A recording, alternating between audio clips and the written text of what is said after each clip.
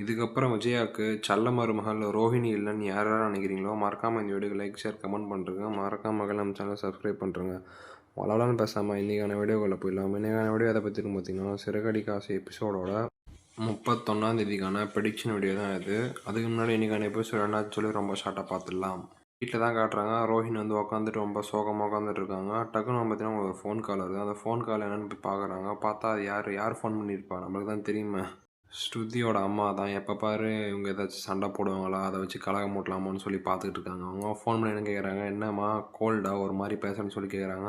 இல்லை ஆண்டி எதுவும் இல்லைன்னு சொல்லி அவங்களே சொல்கிறாங்க. அப்புறம் அவங்க என்ன சொல்கிறாங்கன்னா, கோல்டா இல்லை கோல்டு வாரான்னு கேட்குறாங்க. கோல்டு வார்னா ஒன்றும் கிடையாது, உள்நாட்டு போருன்னுவாங்க, உள்ளுக்குள்ளே சண்டை போடுறது தான் கோல்டு வார்னு சொல்லுவாங்க. அந்த மாதிரி கேட்குறாங்க. அவங்க கேட்குறாங்க, என்ன ஆண்டி என்ன பேசுகிறீங்கன்னு சொல்லி ரோஹிணி கேட்குறாங்க. அது என்ன சொல்கிறாங்கன்னா, என்னம்மா சொல்கிற, உங்கள் அம்மா உங்கள் அப்பா கொடுத்த காசே இல்லையாம்மா அது, அந்த காசு வந்து மாமனாரோட பென்ஷன் காசை வச்சு தான் நீங்கள் இந்த மாதிரி பண்ணீங்கன்னு சொல்லி எனக்கு தெரிய வந்துன்னு சொல்லி சொல்கிறாங்க. அவங்க என்ன சொல்கிறாங்கன்னா, அப்புறம் அவங்க என்ன சொல்கிறாங்கன்னா, இந்த மாதிரி உங்கள் மாமியார் தான் உனக்கு தலைமையில தூக்கி வச்சு கொண்டாடினாங்களே, துபாய் மருமக நீ இப்போ என்னாச்சுன்னு சொல்லி ரொம்ப நக்கலாக கேட்குறாங்க. அதுக்கு இவங்க என்ன சொல்கிறாங்கன்னா, யார் நம்ம ரோஹிணி, இது எங்கள் ஃபேமிலிக்குள் நடக்கிற விஷயம், இதை பற்றி நீங்கள் பேசணும்னு அவசியமே இல்லை, இதை பற்றி திரும்ப பேசாதீங்கன்னு சொல்லி ஃபோனை கட் பண்ணிடுறாங்க. ஃபோனை கட் பண்ணிட்டு உக்காந்துட்ருக்காங்க. உக்காந்துட்ருக்கும்போது திரும்ப ஒரு ஃபோன் கால் வருது. யாருன்னு எடுத்து பேசும்போது திட்ட ஆரம்பிச்சிடறாங்க. அந்த ஃபோனை பார்க்காமையே இந்த மாதிரி நான் ஃப்ராடு தான் சொல்லி ஒத்துக்கிறாங்க. ரொம்ப கத்துறாங்க. கத்துனோடனே என்னென்னு பார்த்தீங்கன்னா, அது அவங்க கிடையாது, நம்ம ரோஹிணியோட அம்மா தான் ஃபோன் பண்ணியிருப்பாங்க. ஃபோன் பண்ணி என்னாச்சுடி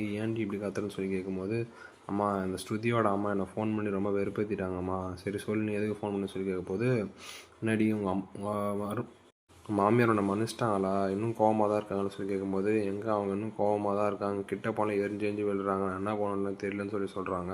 அதுக்கு அவங்க என்ன சொல்கிறாங்கன்னா, சரி இறங்கி போ, நீ தான் இறங்கி போகணும், ஏன்னா நீ தப்பு பண்ணது நீ தானேன்னு சொல்லி சொல்கிறாங்க. ஆமாம் நான் தப்பு பண்ண என்ன பண்ணுறேன்னு சொல்லி சொல்லும்போது அவங்க சொல்கிறாங்க, வீட்டுக்கெலாம் வராத, அங்கேயே இரு, அங்கே இருந்து அந்த விஷயத்தை வந்து சரி பண்ணுன்னு சொன்னோடனே அப்புறம் என்ன சொல்கிறாங்கன்னா, அவனுக்கு பாரமாலாம் இருக்க மாட்டான்னு சொல்லி ரோஹிணி சொல்லிட்டு ஃபோனை வச்சிடுறாங்க. ஃபோனை வச்சுட்டு அந்த 10 செகண்டே வந்து பார்த்தீங்கன்னா டோர் டம்னு யாரோ தட்டுறாங்க. அது யாருன்னு பார்த்தா நம்ம விஜயா தான். வெளியே வாடி ரோஹின்னு சொல்லி கத்துறாங்க. சரி இவங்களாம் வெளியே போய் நிற்கிறாங்க. வெளியே போய் நின்னவொன்னு என்ன சொல்கிறாங்கன்னா, ஸ்ருதி அவங்க அம்மா ஃபோன் பண்ணாங்களா அவனுக்குன்னு சொல்லி கேட்கும்போது, ஆமாம் பண்ணாங்க அத்தை, நான் என்ன பண்ணுறதுன்னு சொல்லி சொல்லும்போது, நீ எதுக்கு அவங்கள மரியாதை இல்லாமல் பேசணும்னு சொல்லி கேட்குறாங்க. நம்ம ரோஹிணியும் யோசிக்கிறாங்க, அந்த மாதிரி அவங்க எதுவும் பேச நம்மன்னு நினைக்கிறோம். என்ன சொல்லியிருப்பாங்கன்னா, எங்கள் குடும்ப விஷயத்தில் நீங்கள் தலையிடாதேன்னு சொல்லி தான் அத்தை நான் சொன்னேன், அவங்கள மரியாதை இல்லாமல் நான் பேசணும்னு சொல்லி சொல்லும்போது, ஸ்ருதியோட அம்மாவும் நம்ம குடும்பம் தான் அப்படின்னு சொல்லி யார் விஜயா சொல்கிறாங்க. இந்த மாதிரி தப்பு பண்ணால் எல்லோரும் கேட்க தான் செய்வாங்க, நீ பண்ணது நான் சின்ன தப்பா பெரிய தப்பு தான் சொல்லி அவங்க திட்டுறாங்க. ரோஹிணியும் வழக்கம் போல் ரொம்ப ஒரு மாதிரி அப்செட்டாக நின்றுட்டுருக்காங்க. நின்றுட்டுருக்கும்போது மனோஜ் வராறாங்க. மனோஜ் வந்து நிற்கிறாரு. கேட்குற ரோஹிணிகிட்ட, ரோஹிணி ஷோரூம் வரலன்னு கேட்கும்போது விஜயா வந்து நடுவில் நிற்கிறாங்க. அவங்க பிரிக்கணும்னு தான் பார்க்குறாங்க. அது ஏன்னு நான் கடைசியாக சொல்கிறேன்.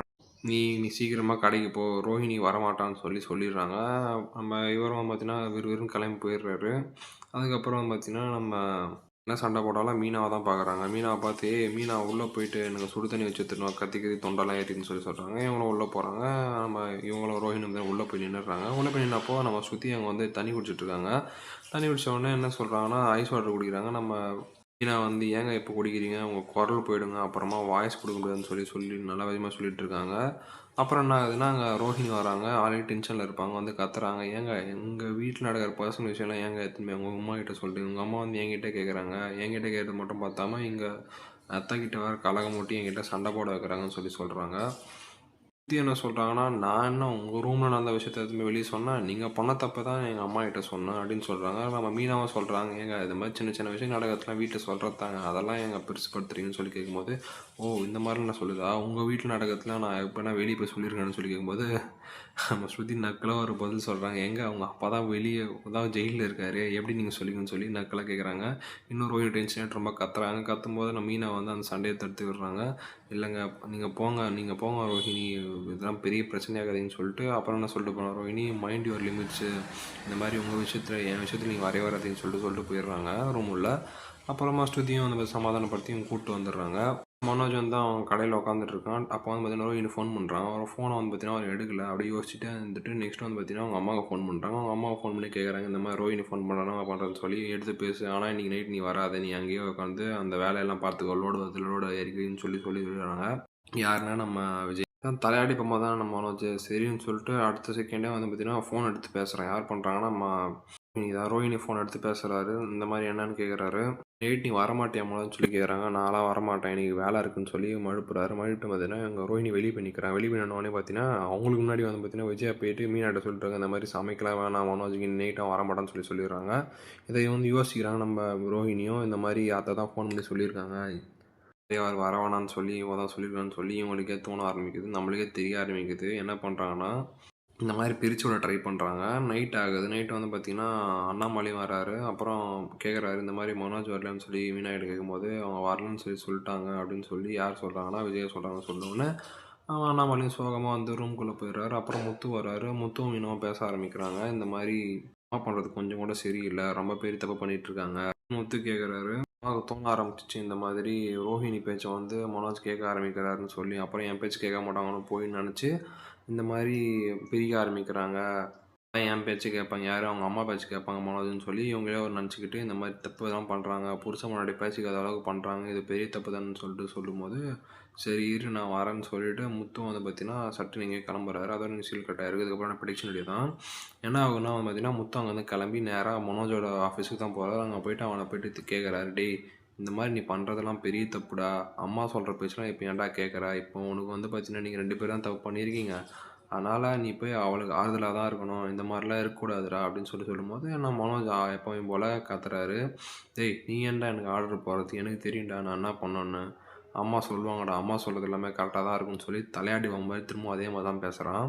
என் அம்மா என்ன சொல்கிறாங்கன்னு புரியலடா, அவங்க 2 பேரும் அவங்க பிரிக்க பார்க்குறாங்கடா, நினைக்கிறாங்கன்னா நீ அம்மா சொல்கிறத மட்டும் தான் கேட்கணும், ரோஹிணி சொல்கிறத கேட்க விடாதுன்னு சொல்லி அவங்க யோசிக்க ஆரம்பிக்கிறாங்கடா. தப்பு தானடா அப்படின்னு சொல்லி கேட்கும்போது அதெல்லாம் தப்பு தெரியும், எனக்கு தெரியும், நீ கம்முன்னு போன்னு சொல்லி முத்துவை விரட்டி அடிக்கிறாரு. மறுநாள் ஆகுது. முத்து வந்து பார்த்திங்கன்னா அதே மாதிரி வேலைக்கு போக ஆரம்பிக்கிறாரு. வேலைக்கு போகும்போது ஒரு கேப் ஒருத்தர் வந்து பார்த்திங்கன்னா பெரிய ஒரு மிடில் கிளாஸ் ஆள். அவர் ஃபோன் பண்ணி இந்த மாதிரி வாங்க முத்து, எனக்கு எங்கே வரைக்கும் போகணும், சென்னை வரைக்கும், சென்னையில் பீச் ஹவுஸ் வரைக்கும் போகணுன்னு சொல்லி கேட்குறாங்க. அப்படி போகிறாரு. இங்கே வந்து கிளம்புறாரு. முத்து கிளம்பி போய்ட்டு அவங்க பிக்கப் பண்ணிட்டு பேசிகிட்டே போகிறாரு. இந்த மாதிரி இவரும் கொஞ்சம் க்ளோஸாக இருந்திருப்பாங்க. அவர் என்ன கேட்குறாருன்னா, இந்த மாதிரி ஒரு வீடு வந்திருக்குன்னு சொல்லி பெங்களூர்லேருந்து எனக்கு ஒரு ஆர்டர் வந்ததுப்பா, அங்கே போய் வாங்கணும்னு சொல்லி அவர் சொல்கிறாரு. இது கேட்டப்போ முத்து என்ன சொல்கிறாருன்னா, எங்க பெரிய விஷயந்தாங்க, எவ்வளோ காசில் வருதுன்னு சொல்லி முத்து கேட்குறாரு. ஒரு 1 கோடி சொன்னாங்க. ஆனால் அந்த வீடோட விலை வந்து பார்த்திங்கன்னா 2 கோடி, 1 கோடி கொடுன்ற மாதிரி சொல்கிறாங்க. அந்த வீடு வாங்கிறது எனக்கு பெரிய கனவுன்னு சொல்லி அந்த பின்னாடி வர சொல்கிறாரு. முத்து கேட்குறாரு, இந்த மாதிரி எப்படிங்க 1 கோடியா, 2 கோடி நிலத்தை எப்படி 1 கோடியே கேட்டாங்க, நீங்கள் நல்லா விசாரிச்சிங்களான்னு சொல்லி கேட்கும்போது நான் நல்லா விசாரிச்சிட்டேன்ப்பா, அது நான் 1 கோடி தான் சொல்லி சொல்கிறாரு. அப்புறம் இதே பேட்டர்னில் யோசிக்கிறாரு முத்து. இந்த மாதிரி பெங்களூரா, அந்த எபிசோட் பார்த்தினா தெரிஞ்சிருக்கும் உங்களுக்கு. அந்த கேடிங்க 2 பேரும் பெங்களூர் தான் போகிறேன்னு சொல்லிட்டு போயிருப்பாங்க. ஆனால் அது யாருக்கும் தெரிஞ்சிருக்காது. நம்ம டவுட் பட்டு கேட்குறாரு, எப்படி சொல்கிறீங்க நீங்கள் பெங்களூர் தான் இருக்குன்னு சொல்லி, அவ்வளோ கம்மியாக பெங்களூரில் எப்படிங்க அவ்வளோ கம்மியாக நிலம்லாம் கொடுப்பாங்கன்னு சொல்லி கேட்கும்போது அவர் பேர் ஏதோ கதிரான் அப்படின்னு சொன்ன உடனே தான் நம்ம முத்துக்கு ஸ்ட்ரைக் ஆகுது. அடேங்கப்பா, இங்கேருந்து ஆட்டையை போட்டு போய் அங்கே போய் செட்டில் ஆகிட்டாங்களா அவங்கன்னு சொல்லி நினச்சிட்டு இருக்காரு. சரி சார் நீங்கள் போகும்போது என்னையும் கூப்பிடுங்க, நானும் வரேன், நானே உங்களுக்கு கேப் ஓட்டுறேன்னு சொல்லி சொல்கிறாரு. நான் காசு கம்மியாக கூட ஓட்டுறேன்னு சொல்லி சொல்கிறாரு.